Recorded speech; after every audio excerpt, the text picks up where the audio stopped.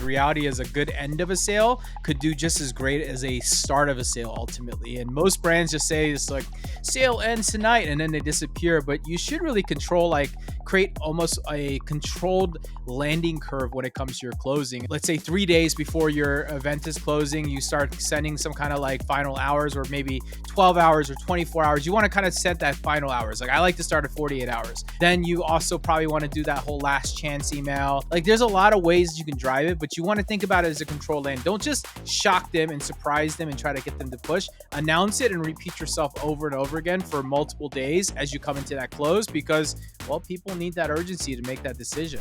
Yeah, this is our 52nd episode. I was just looking at the notes here, which means that we've successfully, actually it's our 53rd episode. So we've successfully done a year of podcasts around email marketing and SMS marketing.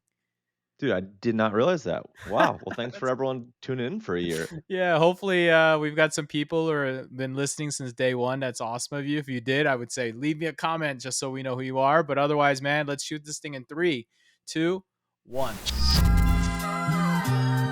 From the open to the click, they're the masters of the flow. Just watch your list grow and your leads turn to go. Did we retain you so far, or do we have to extend it? If you want results, you gotta send it. Yeah, you gotta send it. Yeah, you gotta send it. Yeah, you gotta send it.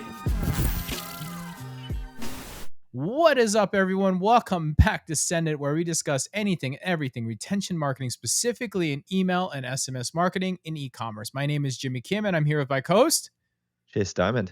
All right, Chase, it's that time of the year again, and today we're doing our annual Black Friday, Cyber Monday playbook, and we're going to kind of do a playbook for brands that haven't planned yet. Basically, if you're watching, listening, hearing this thing and you haven't planned it, this pod is for you. And even if you've planned something already, I would say maybe you'll pick something up, but we're not going to get super deep. I think that's one thing. It's not too late, but we also want to make sure that we're not making this complicated, because time isn't an issue. And if you're listening to this pod right now, chances are we're like a month away. Chase, thoughts? Yeah, I think the best way to look at this is, look, the window is closing. It's going to be too late soon, but it's not too late today. We're going to give you the 80-20. What are the 20% of things that you need to do and that you can do this last minute that are hopefully going to drive a bulk of the actual revenue and performance? So the good news is, if you listen to this, you can still win Q4 if you execute, swiftly and kind of with a focus. And we're going to kind of walk through like a flexible, let's call it week by week framework for BFCM using both email and SMS. So how to start, how to end, and really how to keep the energy going, through all the way into December. Yeah, that's perfect. All right. So first, let's start off with mindset, because I think this is really important to kind of start and set the stage here. So BFCM, or Black Friday, Cyber Monday, isn't a weekend anymore like it used to be. I mean, it used to be something that, we look forward in the retail side on a particular day and whatever it might be. But now I'd almost say it's a season now. Consumers start shopping right after Halloween candy goes on clearance sale. And maybe even just as soon, right? Like, you never know. Every year at some point, right, the joke is going to be it's starting in July, right, or starting in August, who knows. And the Shopify data shows that over 60% of BFCM purchases now come from customers who first engage before the week of Thanksgiving. So if you're starting on Black Friday, you're already playing from behind. Oh, totally behind. So let's go ahead and start kind of defining that framework. You called it the flexible start framework, and it really boils down to 3 different options depending on your brand inventory and kind of your demand curve. So I would say that there's approach number 1, which is like the early bird. And these are people starting November 1st, November the 10th. So in a couple weeks from now, these are best for brands with heavy inventory or a lot of repeat buyers, something that people are constantly building. And the big thing I would note here is that you want to build momentum and with cash early, and it prevents like the fulfillment bottlenecks that you might create for yourself. Then you've got the approach number 2, which is like the core week. I'm talking about Monday of Thanksgiving week. So you're giving yourself almost a full week ahead of time and going into it. This is best for most balanced brands. So the majority of brands are going to find the most effectiveness here, where you're going to have urgency while still staying relevant at the end of it. And then Then the last one I would almost call the approach is like the late burst. If you've got a brand Yeah. that's limited, luxury, high margin, you guys just sell in scarcity, well, then you should be running literally a Thanksgiving Day to Cyber Tuesday, I think is now the new marker here, because you basically went on scarcity and exclusivity at this point. Yeah, and I'd say like the real point that I feel like you're getting across is just pick a lane, right? You know, early start means you can ladder in kind of soft drops and VIP type access. However, if you're kind of late to the game, you better bring the creative firepower as soon as possible. Yeah, no, you're totally right. I think there is no wrong answer. It really just depends on your bandwidth and your business. Hey, it's Jimmy. Quick 15 seconds of your time because I have something fun to share. Did you know between the two of us, Chase and I, we have over 20 years of experience in email marketing? Recently, we put our minds together to create a certification program that takes all of our knowledge and share it to the world. It's called Ecom Email Certified. It's an end-to-end course certification program that's designed to take anyone, regardless if you're a newbie or an experienced marketer, founder, executive, agency marketer, or any marketing professional, to teach them everything we know about email marketing SMS. From deliverability to AI to copywriting to design to strategy, we cover it all. It's loaded with 175 modules and 25 hours of education combined with quizzes, community, all designed to educate, test, certify you to become a full-fledged email marketer for e-commerce. And so, since you're listening to this pod, we want to reward you with loyalty by giving you a coupon for $200 off this certification. Just jump over to ecomemailcertified.com, check the show notes, and now back to your pod. Chase, let's talk next about strategy a little bit. Everyone does 30% off site-wide, but I think differentiation is everything. What do you think about, man? Yeah, so there's kind of like four offer archetypes that I think we both kind of agree on. The first would be kind of like the discount drivers, which you're kind of alluding to, some kind of percentage off. But there's also things like a tiered based spend or Okay. even just doing like discounts through product bundles. That's number one. The second would be more like value add offers. So tossing in like free gifts, any kind of like shipping upgrades, and even things like extended warranties. And then the next one is what we consider to be like an access offer. So early access for subscribers, secret drops, VIP windows, etc. And then the last one is more geared towards like community. So it's a community driven offer where there could be things like let's call it like a charitable tie-in or maybe even like a member only, community only type collab. Yeah, no, I like that. Those are four solid ones. And I think the key ultimately is aligning offers to inventory and cash goals. I think that this is something as a retention marketer or a founder or whatever you are, this is your opportunity to kind of get rid of some of this stuff and also put it on sale. So if you're overstocked, bundle and clear, right? Put as much together as you can to bundle. And it's got to make sense. You can't put socks with a t-shirt on. It doesn't really generally make sense, but a socks with shoes or something might work out. If your inventory tight, you should also use early access and waitlist scarcity. 100% you want to take advantage of that early small scarcity. But if you're cash hungry, right? I think what I like to see is that you would do that tiered discount really to focus on driving AOV, right? Spend 100, get 20% off, spend 200, get 30% off. That's probably how I'm thinking about this. Yeah, I think the best way to start isn't just a kind of blanket discount type blast. It more gears towards like warming up your actual list. Yeah, no, I would 100% say you definitely want to do kind of like a three-step like pre-launch. So like one, obviously use email and SMS. You want to hype him, tease him, hint at the exclusivity, so forth. And then probably do some kind of VIP access where you let the customers first and like maybe people are raising their hands. So even before prospects, you might want to split that up and say, hey, if you're a customer and you want to get on this VIP list, we have a special portal. Really just because this is where your bread and butter comes from. And then of course you've got like your broad public launch. This is when like your website and everything, your ads, everything shows up and it's a very clear offer and offers extreme urgency as well too. Yeah, exactly. And remember, inboxes explode that week, right? So, Yeah. getting creative in terms of the timing and the content and the subject lines and everything's super important. So, sending VIP drops, let's call it like early morning or kind of off peak hours, like a 6 a.m. to 8 a.m. local time type thing, it is probably a good way to start.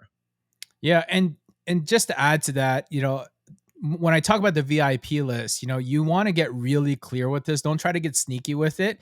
Subject lines like "you've earned it," early access, things like that. Things that make people feel like they're getting an early access is really important, and you want to be direct with that. Yeah, and as you're talking about this, one thing I was just thinking about is I think one of the biggest missed opportunities with all of this is actually how you end your sale. Totally. Dude, I love a good ending of a sale because the reality is a good end of a sale could do just as great as a start of a sale ultimately. And most brands just say it's like sale ends tonight and then they disappear, but you should really control create almost a controlled landing curve when it comes to your closing. And the way I think about it, right? You're thinking about downslope, maybe day 1 or, let's say 3 days before your event is closing, you start sending some kind of like final hours or maybe 12 hours or 24 hours. You want to kind of set that final hours. Like I like to start at 48 hours because that's relatable. 48 hours left and an SMS Yeah. reminder. Then you also probably want to do that whole last chance email. If you want to extend it for VIP, you can do that as well too. So like there's a lot of ways you can drive it, but you want to think about it as a control land. Don't just shock them and surprise them and try to get them to push. Announce it and repeat yourself over and over again for multiple days as you come into that close because well, people need that urgency to make that decision. Hey, it's Jimmy, and I hope you're enjoying the pod so far. I want to talk to you about one of our sponsors, and it's about sales tax. Yeah, I know, nobody wants to hear about it, but here's the thing. If you're selling online, you've probably spent way too much time, money, and stress on something that should be automated. Enter Kintsugi. Pronounced kintsugi, named after the Japanese art of turning broken pottery into something beautiful and resilient. That's exactly what kintsugi does for your tax chaos. Their AI monitors and files and optimizes your sales tax automatically across all states and jurisdictions. They even go to Canada and even to Europe as well. We're talking about saving you serious time. The average customer spends 9 hours every single month working on this. That's over 100 hours a year that you get back to focus on your actual growing business. But here's where it gets really good. No more expensive tax professionals eating into your profits. Kintsugi AI handles compliance with a 98.3% reduction in error. That's practically bulletproof accuracy. One-click integrations with your existing platforms and systems, meaning that the setup is painless and their white glove support team has your back every step of the way. Sales tax headaches, gone forever. Consider them eliminated forever, and it's e-commerce, SaaS, and agency. Anyone who pays sales tax needs Kintsugi. And we have a very special offer for you today. If you mention Jimmy and Chase, you get 3 months completely free. That's 3 months of automated tax filings, perfect compliance, and getting your life back. Visit trykintsugi.com and mention Jimmy and Chase for a 3-month head start.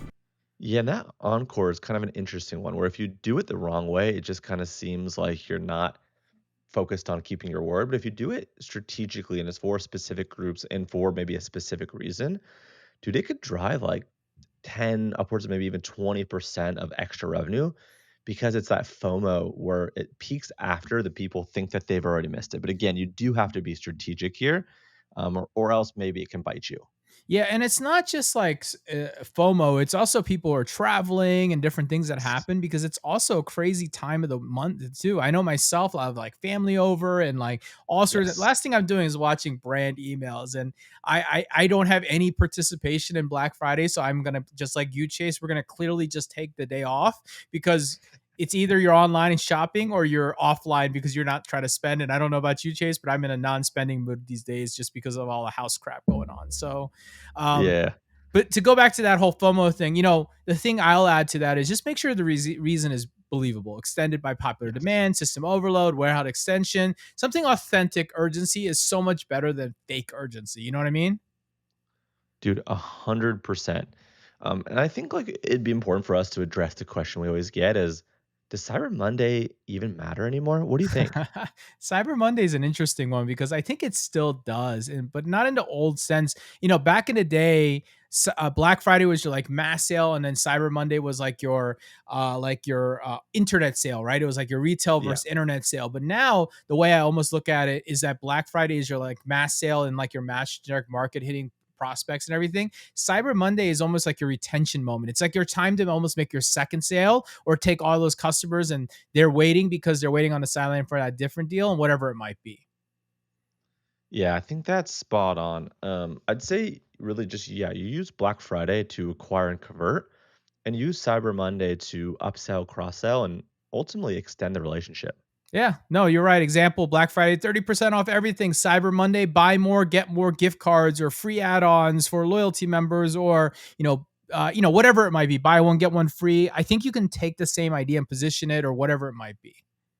Yeah, 100%. And to your point, you could flip it as well, right? Using Cyber Monday to clear final SKUs with deeper discounts on any kind of leftover type items. Yeah, and one of my fun playbooks that I always talk about when it comes to Black Friday, Cyber Monday is launch a new product. You've got the most eyes and vision on your Yes. site.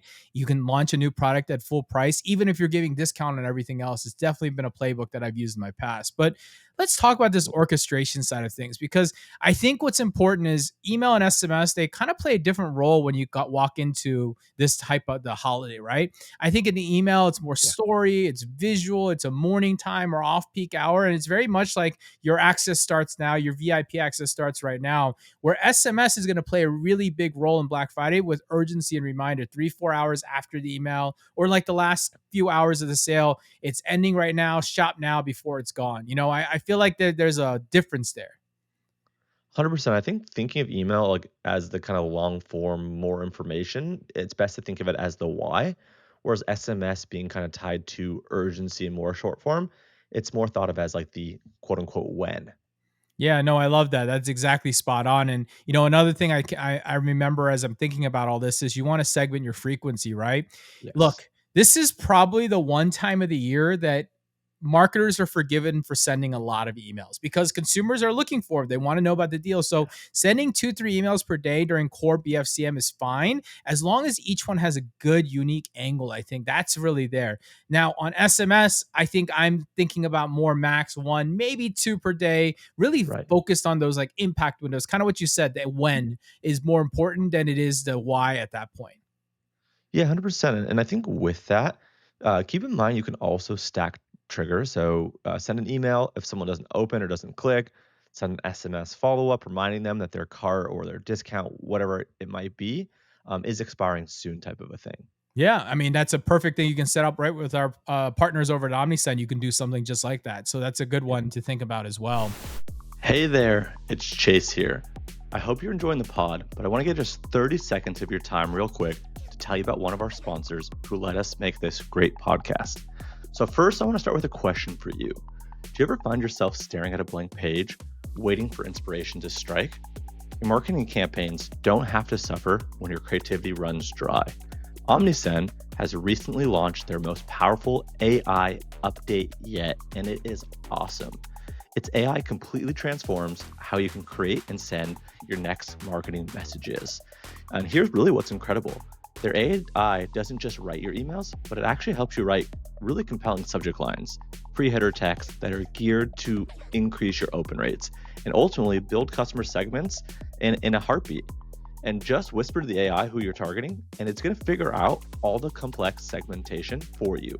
So that way you have no more guessing games. But hey, wait, it gets better. Their AI writer actually now proactively suggests improvements to your copy, and it's going to adapt to your brand's unique voice and tone while following email marketing best practices. And their personalized product reminders analyzes your browsing behavior to serve up exactly what each of your customer wants and needs to see. And their campaign booster automatically resends emails to people who didn't open or engage with them, which helps lift revenue by an average of 13%.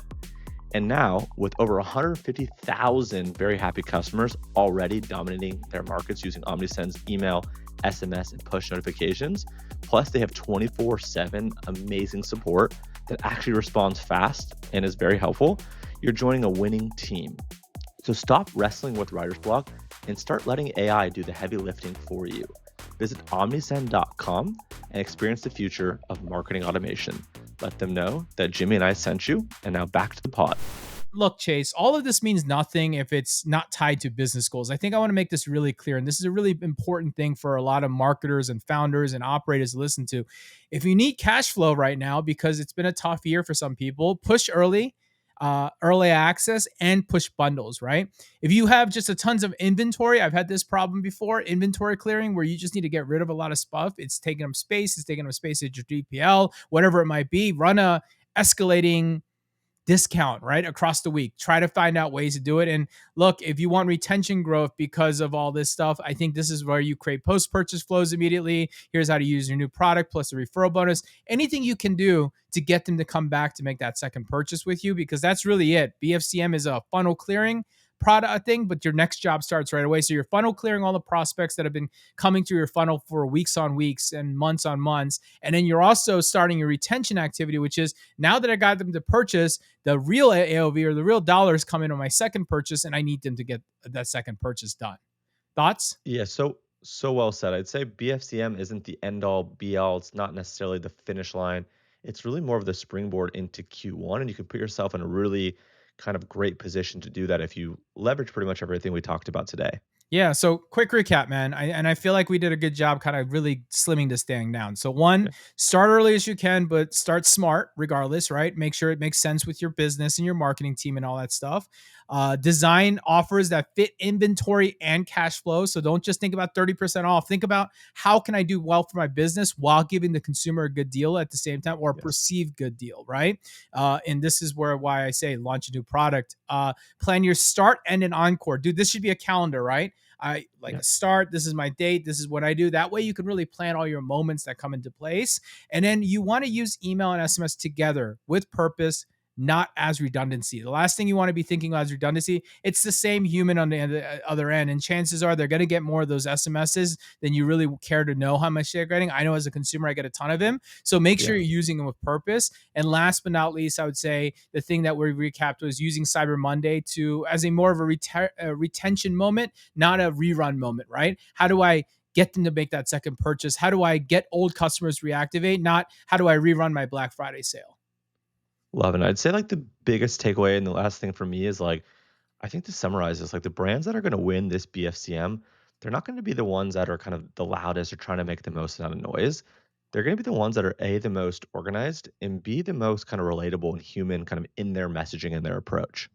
Yeah. And if you take anything from this today, it's not too late. It's not too late to change things. It's not too late to re-architecture things. There's time, but you still need to make sure you're planning. And I think if the key here is if you know how to plan and schedule, the rest of it kind of falls back into place. It's really not that hard, and don't overthink it. So, yeah, my advice is execute with clarity, but stay nimble, because if it doesn't work, you got to be ready to pivot just as much too.